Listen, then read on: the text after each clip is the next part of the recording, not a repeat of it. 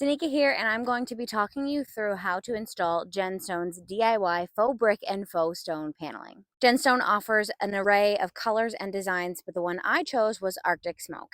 I'm going to be doing a dark, almost black siding, and I really wanted the garage doors to pop out. The details on the product that I have used, as well as the ones you're able to choose from, are linked down below. I chose GenStone because of its easy installation. It's geared towards the DIYer, and it uses a foolproof number system. Each panel is numbered 1 through 4, and that allows you to never have two of the same panels side by side. They also offer corners, which is what I used here.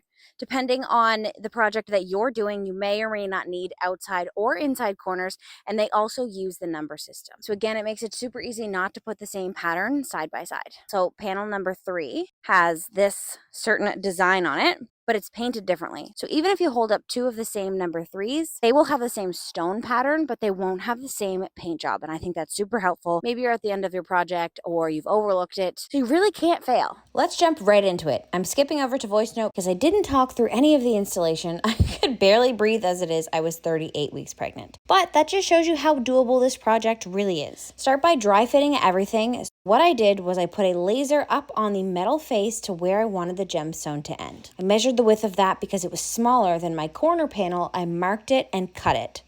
You can cut these panels with pretty well any saw that you have access to.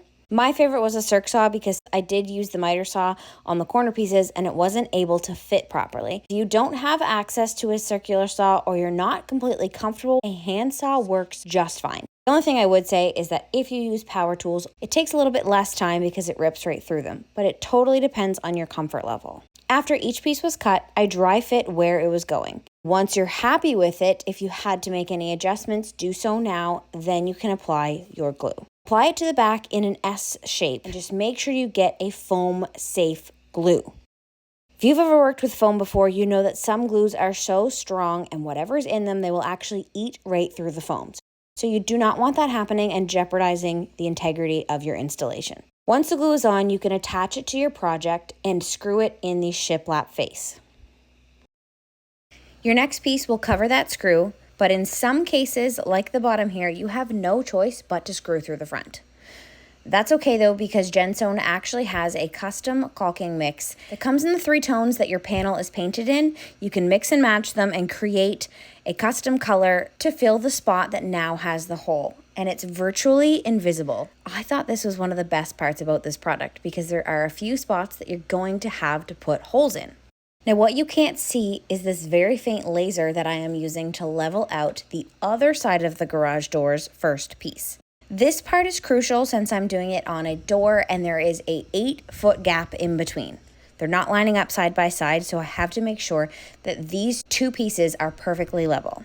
We will be backfilling this garage with stone, so these actually will be at the ground level, but for now, it's weird hanging bump out because I actually made the decision to have this bump out after the concrete was already poured. Once you're ready for your second piece, you will apply the glue on the shiplap part of your first panel, grab a second piece, measure it, dry fitted, and then install it the same way. I have a laser set up, but I'm also using a handheld level as well.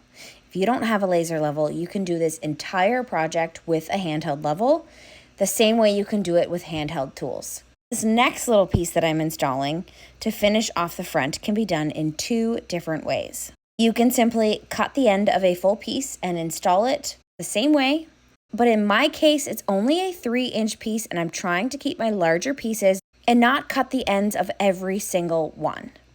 So you can actually make your own shiplap joint. Watch this. Instead of taking several full panels and cutting off the end and only using a small section, by doing that, you risk not being able to use that piece later or just simply lessening the value because you might need a full panel later on and you've now cut the ends off of so many of them. You can take a piece that's already cut, and that way I used as much of a full panel as possible. Don't throw anything away. You never know when you're going to need a small sliver. So I cut my piece off of the end, but I also added 1 inch for the shiplap piece that I'm going to create. I'm marking the sides where I want to create that shiplap about 1 inch in. Then I used a straight edge to mark and score that line.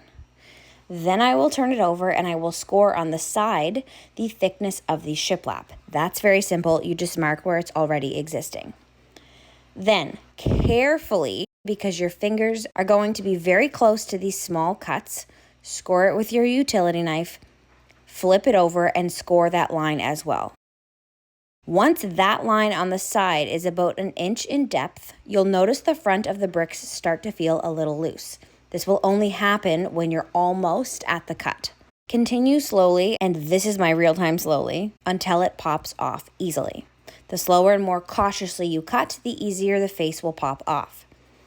And I broke my utility blade. We're in the middle of organizing this garage. I don't know where they are, so I'm going to grab my handsaw and show you that it's just as easy to do with one of these as well. Once it's off, it looks exactly like the factory-made shiplap end, and you'll see just how easy it'll fit into the next piece once you install it. This is also great because if you have a piece that got broken or you've stepped on it, speaking from experience, and popped a corner off, you can simply just cut that corner in a straight line and then recreate the shiplap edge, and that piece will not be wasted. Once both sides of my garage door were installed, I had to get to the top and do the angle pieces. Here is a really great way to get those without any fancy math. I do the same technique with flooring, and it has never failed me. Take a scrap piece of paper and bring it right up to cover over your angle. I lined it up with the line that I had marked on the metal, and I folded the piece at the angle.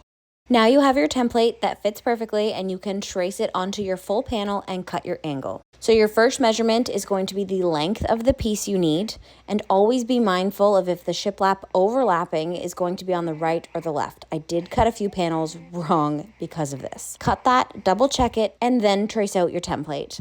I always flipped it over because I found it much easier to cut on the flat surface of the back of the panels.